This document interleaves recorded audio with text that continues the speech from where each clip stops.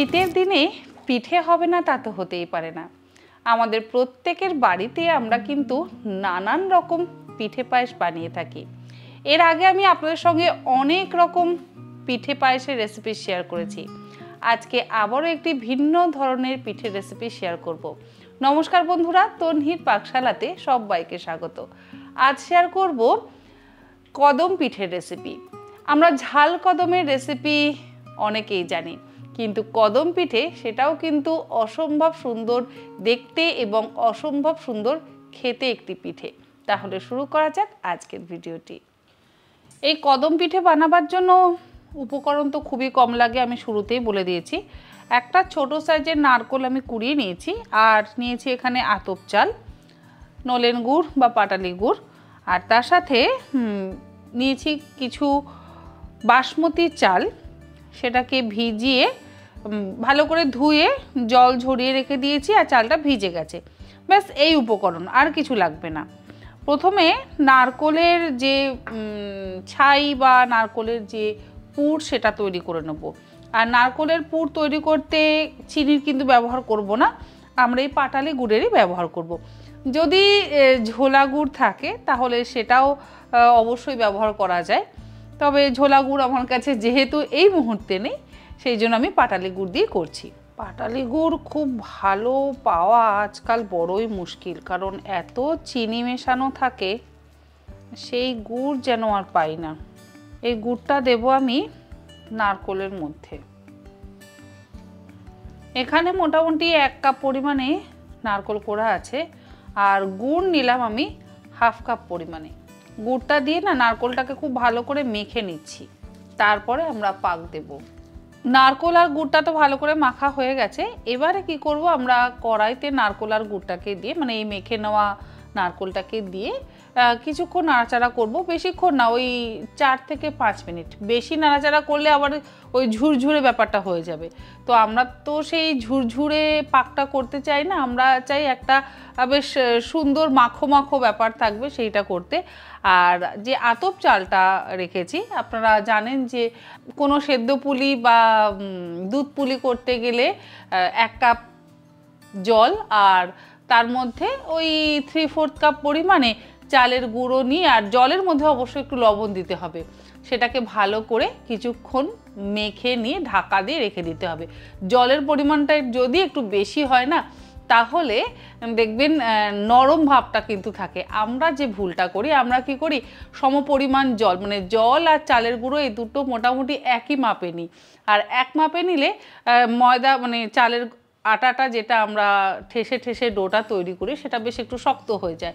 আর শক্ত হয়ে গেলে দেখবেন পিঠে ঠান্ডা হয়ে যাওয়ার পর পিঠেগুলো কিন্তু বেশ শক্ত হয়ে যায়। আমরা যারা, মানে আমি তো আপনাদের সাথে অনেক রকম মোদকের রেসিপি শেয়ার করেছি, বিশেষ করে উকড়েচি মোদক যে রেসিপিটা আমি শেয়ার করেছি, সেটা কিন্তু জাস্ট আমাদের বাঙালিদের ওই পিঠেরই একটা ভাগ। মানে সেখানেও কিন্তু আতপ চালের গুঁড়ো আর এই নারকেল আর গুড় ব্যবহার করা হয়। সেখানে পাটালি গুড় নয়, সেখানে আখের গুড় ব্যবহার করা হয়। যাই হোক, এবার ওটাকে আমরা নাড়াচাড়া করে নেব, তারপরে আবার গুড়টা দিয়ে, জল দিয়ে আমরা চালের গুঁড়োটাকে ভালো করে মেখে নেব। আজকে আমি ইন্ডাকশানে করছি, আপনারা গ্যাস ওভেনে করবেন। ইন্ডাকশান আর গ্যাস ওভেন এমন কিছু ফারাক না। আমি টেম্পারেচারটা একদম কমিয়ে করব, কারণ হাই টেম্পারেচারে যদি করা হয় তাহলে আবার কিন্তু পুড়ে যাবে। সেই জন্য টেম্পারেচার একদম ডাউন করে করতে হবে। জাস্ট 5 থেকে 7 মিনিটের মধ্যে কিন্তু আমাদের এই নারকেলের পুরটা তৈরি হয়ে যাবে।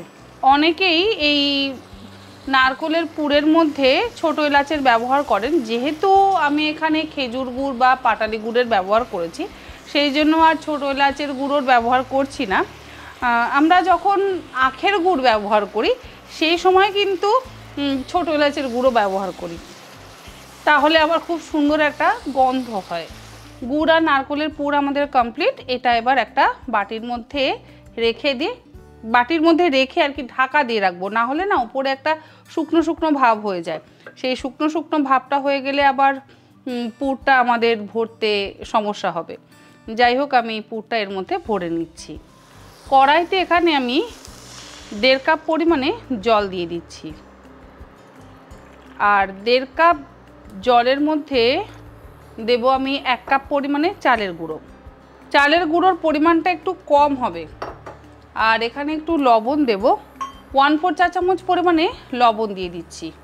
জলটা ফুটে গেছে, আমি গ্যাসের ফ্লেমটা না বন্ধ করে দিলাম, সরি ইন্ডাকশানের টেম্পারেচারটা আমি বন্ধ করে দিলাম। এবারে আমি দিয়ে দেব এর মধ্যে 1 কাপ পরিমাণে চালের গুঁড়ো। একদিকে চালের গুঁড়ো দেব আর একদিকে চালের গুঁড়োটা মেশাতে থাকবো।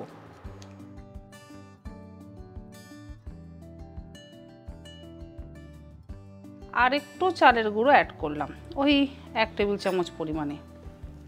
এবার এটাকে ঢাকা দিয়ে দিচ্ছি। ঢাকা দিয়ে মিনিট 5-10 রেখে দেব। 10 মিনিট আমি ঢাকা দিয়ে রেখে দিয়েছিলাম। 10 মিনিট পর ঢাকাটাকে খুলে নিলাম। এবারে আমরা ডোটাকে ভালো করে মেখে নেব। যদি জল একটু বেশি হয়ে যায় তাতে ভয় পাবার কিন্তু কোনো কারণ নেই। একটু গুঁড়ো একটু চালের গুঁড়ো অ্যাড করে নেবেন, তাহলে দেখবেন খুব সুন্দর নরমভাবে কিন্তু মাখা যাবে। অনেক সময় আমি এর মধ্যে একটু করে ঘিও অ্যাড করি, আজকে আর ঘি দিলাম না। এই যে দেখুন কতটা নরম হয়েছে। এবার একটু ঘি দেব। ঘি দিলে এই যে হাতে লাগা লাগা ব্যাপারটা সেটা আর হবে না।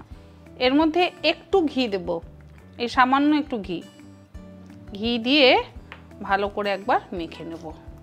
এই রকমভাবে চালের গুঁড়োর মেখে আপনারা কিন্তু রুটিও বানাতে পারেন।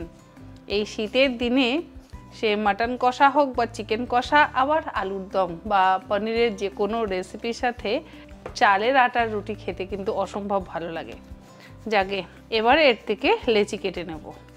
খুব বেশি বড় সাইজের লেচি হবে না, এরকম লুচির মতন সাইজেরই লেচি কাটছি। এরকম গোল করে নিলাম। গোল করে নেওয়ার পর এবারে আমরা কি করব, এই পুরটা যেটা বানিয়েছি সেই পুরটা ভরব। খুবই সহজ। এবারে গোল করে নিলাম পুরটা ভরে। তবে মুখটাকে না ভালো করে বন্ধ করতে হবে, বেশি পাতলা করলে আবার ফেটে যাবে। জাস্ট কিচ্ছু না, একটু গুঁড়ো আটা মানে চালের গুঁড়ো হাতের মধ্যে নিয়ে মাঝখানে আঙুল দিয়ে এরকমভাবে গর্ত করে নিই, যেভাবে আমরা পরোটাগুলো করি না, ঠিক সেই রকমভাবেই। পুর ভরা হয়ে গেছে।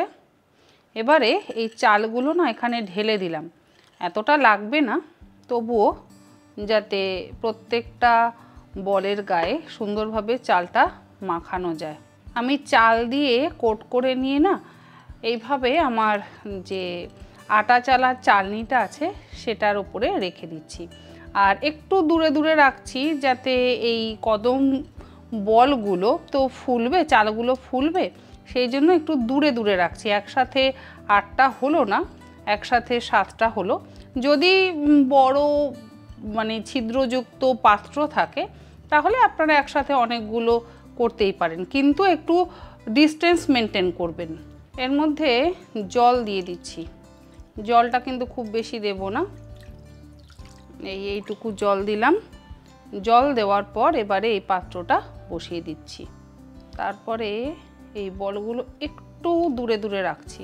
এবারে ঢাকা দিয়ে দিলাম। আর টেম্পারেচারটা না মিডিয়ামে থাকবে, মানে গ্যাসের ফ্লেম প্রথমে হাইতে করে নিয়ে জলটাকে ভালো করে একটু গরম করে নেওয়ার পর গ্যাসের ফ্লেমটাকে লো টু মিডিয়ামে রাখতে হবে। আর যেহেতু এটা আমি ইন্ডাকশানে করছি সেই জন্য টেম্পারেচারটা আমি এখানে 800-তে রাখবো। আমাদের কদম পিঠে কিন্তু রেডি। এবার এটাকে আমি প্লেটিং করব। প্লেটিং ইন দ্য সেন্স তেমন কিছু না, আমি আলাদা করে এটাকে নামিয়ে নিচ্ছি, যথেষ্ট গরম। আমাদের কদম পিঠে কিন্তু তৈরি। তবে সার্ভ করবার আগে অবশ্যই এই ঝোলা গুড় ওপর থেকে দিয়ে দেব, যাতে দেখতেও ভালো লাগে এবং খেতে তো অবশ্যই আরও বেশি ভালো লাগবে। আশা করি রেসিপিটা আপনাদের ভালো লাগলো এবং রেসিপিটা আপনাদের নতুনও লাগলো।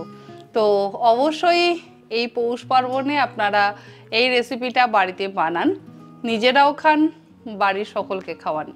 আজ তাহলে এই পর্যন্ত, আবার হাজির হয়ে যাব অন্য কোনো নতুন ধরনের রেসিপি নিয়ে। ধন্যবাদ।